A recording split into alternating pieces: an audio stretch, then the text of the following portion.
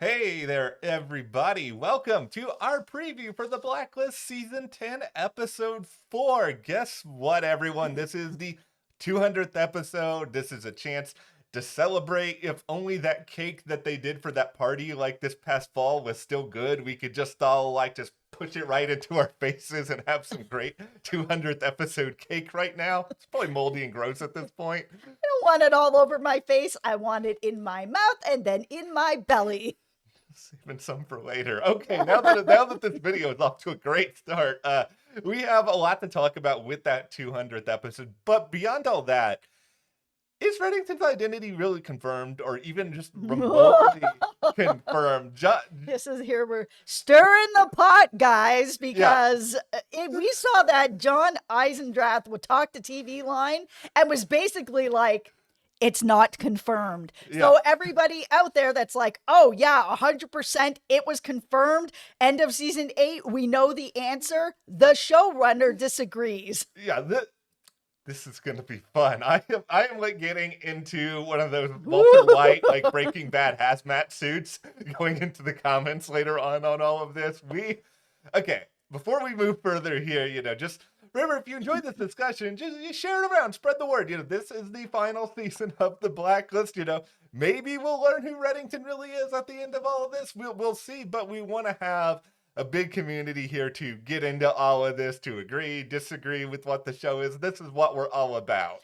Also, make sure you follow us over on our Instagram, Matt and Jess TV. There's a lot of really fun stuff going on over there, and we would really appreciate it if you gave us a follow. Okay, so before we get into everything that the showrunner said, let's just talk very quickly about what is actually coming up on episode 4, because it is a really big episode. It's the 200th episode. It's the 200th Blacklister. We're in a really cool spot going forward. Like there are some high expectations this season because it is the final season, but there are some very high expectations going into this episode. 200 episodes. That is really amazing.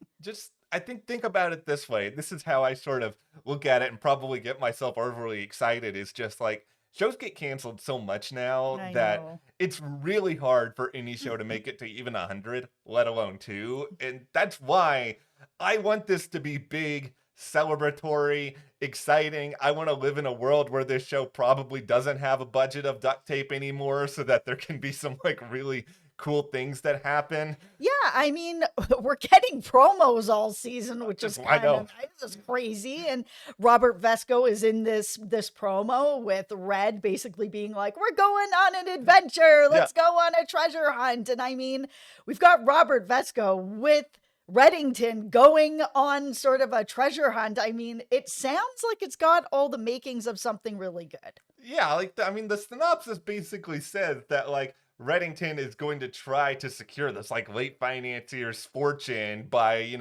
dealing with these different clues that are presented. And, this does sound fun through the sense of I think we all love heists here at the channel. This has a lot of the heist elements. I mean, all of this kind of feels like a little bit like the 100th episode where we had Nathan Lane, and there was a little bit of that element to that as well. So that part of the story, I think, is going to be really, really fun. Do I still have questions beyond that? Yes. Yeah, I mean, there's nothing that's really saying that there's going to have anything to do with WUJING or everything that's going on with the list, and it might not. I mean, it is the 200th episode, so they might just be in a situation where they're just, listen, this is going to sort of be a standalone because it's such a special episode. Okay, I will be okay with it being a standalone under one very specific condition. I need cameos. If you guys aren't giving me cameos, then I need this to be connected to WUJING. It has to be one or the other. Ideally, it would be both, but I'm not being unrealistic here. I'm not sitting here being like, Megan Boone is going to be in this episode, because I highly doubt that. I think if we see Megan again, it's probably going to be the series finale. But I want to see Aram if Amir was available. I wasn't the biggest Park fan, but hey, she was a series regular on the show. You could throw her in. I want to see, if you could find a way to have the ghost of Mr. Kaplan, I don't know. Just give me some reminders of like the totality of this show over the past decade, and I will be happier.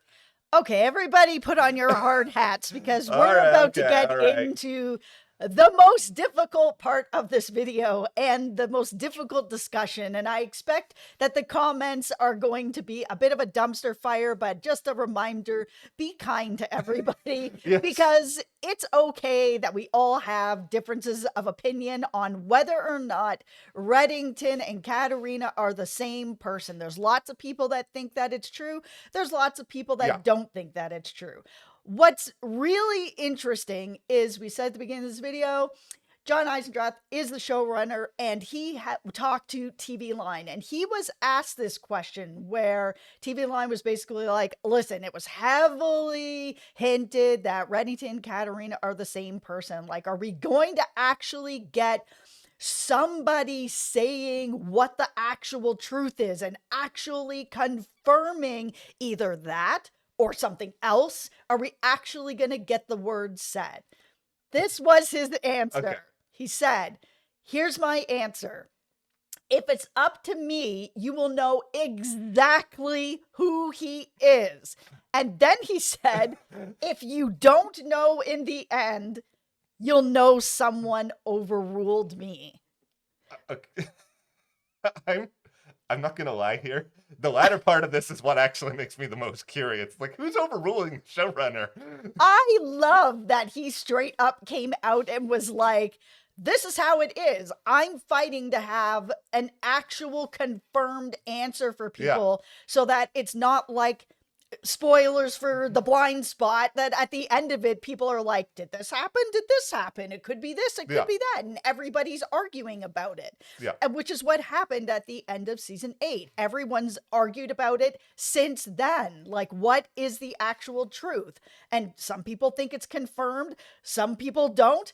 And one of those people is the showrunner. So it's just like, and I'm not saying that he doesn't believe that Reddington is Katarina. He's just saying that he wants the show to not be cowards about it and actually just say it, so that if that's the answer, we get it as a, full-on answer. Okay, so here is the good. Don't be cowards. Yeah, don't be cowards. Like, do you guys want explicit confirmation? Say in the comments. I feel like we already know the answer to all of this, but also say who you think overruled him, because producers. The money people. Yeah, I'm really curious about that aspect of it. But I think the other thing that's funny about all this to me is that, when we think back to the end of season 8, like that's when Bokenkamp was still a part of the show. I kind of wonder if Bokenkamp was like, this is all the confirmation that we needed, and now that Bokenkamp is gone, Eisendrath is like, I'm gonna show these people what you would not show. Okay, for a while now, and this is me keeping on the hard hat we put on earlier. Oh boy. I have said for a while that I don't think that Reddington is Katarina. I just think if you go back to a lot of the earlier seasons of this show, I don't think it charts all that well. I think it makes Cape May really weird if Reddington and Katarina are the same person. And Cape May is my favorite episode. I do not want to alter the memory of it that is in my mind. I think Reddington is either a loyal confidant, a sibling, a family member, something like that. I think in the end, and this is where Eisendrath is probably walking the tightest of tight ropes, there's going to be a lot of people just mad no matter who Reddington is at this point. You built something up for 10 years, so I think that is sort of the idea of, we're not going to reveal it because people are going to be mad no matter what. If you don't reveal it, people are probably going to be even madder. Absolutely. And that's why I have so much respect for John coming out and saying this, that he is like, I'm with you guys. I'm with the fans. There needs to be a clear answer, and I'm the guy who's going to give it to you. But if I'm not able to give it to you, it's not because I didn't want to. I wanted to do it, so you can blame some other people, and I'll be moving on to my next show. And that's sort of how he's just set it all on fire like that. So good for him. He is the showrunner, so he shouldn't have to take the blame for somebody higher up overruling him and just being like, we don't want to say it out loud. We want to have it be people make up their own minds, which is, to me, always been kind of just a cop out. If you can't give a straight answer ending, this is how we chose to end it, even if it's bad. I absolutely did not like the ending to Dexter, but at least they gave me an ending, and I would rather have that than the ending of Blind Spot, which is a show that I absolutely loved, but they're going to give me an ending where it's up to interpretation. No, you're telling me a story. Give me the end. Okay, here's what's going to happen. Reddington is going to go into the post office. You know, somebody, let's just say wrestler, he's just like hanging out on like a music streaming site. He puts on Journey's Don't Stop Believing. Reddington right. That's says, your my ending. name is, and then it cuts to black before we actually hear his name, and then everybody loses their mind. No, okay, my worry with John coming out and saying this is that he already knows that he's overruled. They are very deep into filming at this point.